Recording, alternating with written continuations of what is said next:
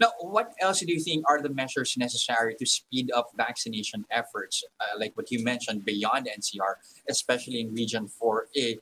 What do you think should be done, especially in terms of procuring vaccines? Well, there's a couple of things. Just to give you an idea, about 15%, an average of about 15% of our workers have been vaccinated. Mhm. And most of them are actually wanting to be vaccinated. Maybe 10% or so, 10 to 14% are kind of hesitant, but that can be resolved with education among the workers. But the biggest problem really is the availability of supply, whether it's from the LGU. In fact, one company just reported about 3% vaccination level, and this is in Batangas. Laguna is doing better, Cavite is doing better, but then again, 10 to 15%, that's still, much less than what we would have liked. The other, uh, the other option really is for the DOH to grant full authorization for the use of certain vaccines. Of course, it's going to be a database decision, but that will do is allow private sector to order directly from the manufacturers. For instance, Pfizer has been given full authorization Mhm. in the United States, so companies are willing to order Pfizer and Moderna and the like. There seems to be, while Sinovac and the China-made vaccines are probably the most available.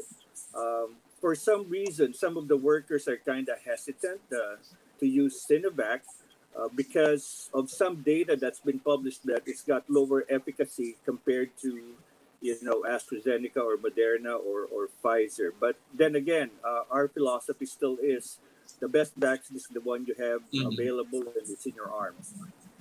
Now, moving over from vaccines this time to what we were reporting earlier about the Bakuna bubble, a bubble rather. I'm like what you Yeah. mentioned. The sector, at least operational, in terms of operation, they're at 100%. So, how could a Bakuna bubble potentially benefit SEIPI? Well, I took a survey among our members, and a lot of them are multinationals. Obviously, the concern for the multinational CEOs is the perceived discrimination. But, the reality is it's not really discriminating against the unvaccinated, but it's more of actually protecting them as well. Mhm. If you have, of course, the Bakuna bubble is being proposed in NCR.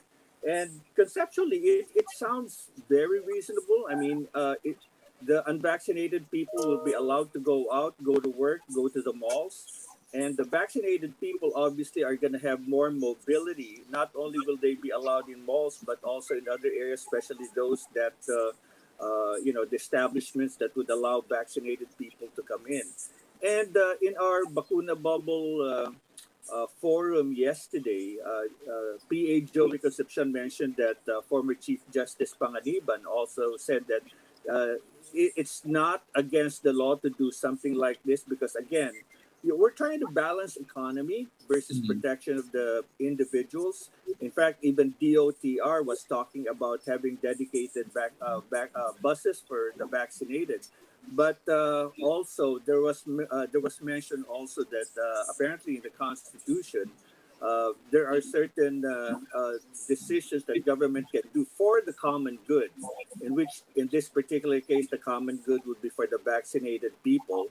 And but then again, in fairness, we need to expedite the deployment of vaccines because some of those unvaccinated people want to be vaccinated, but it's just the availability of the vaccine. So Mhm. the long and the short of it is that most semiconductor CEOs are all for the Bakuna bubble, and I think if there is a clarity in the fact that there's Mhm. no discrimination involved, that this is not against the Constitution, then there will be more believers and supporters of this Bakuna bubble. But personally, I support it, and hopefully, we'll see the success in NCR and the deployment in the rest of the nation, the rest of our Mhm. country.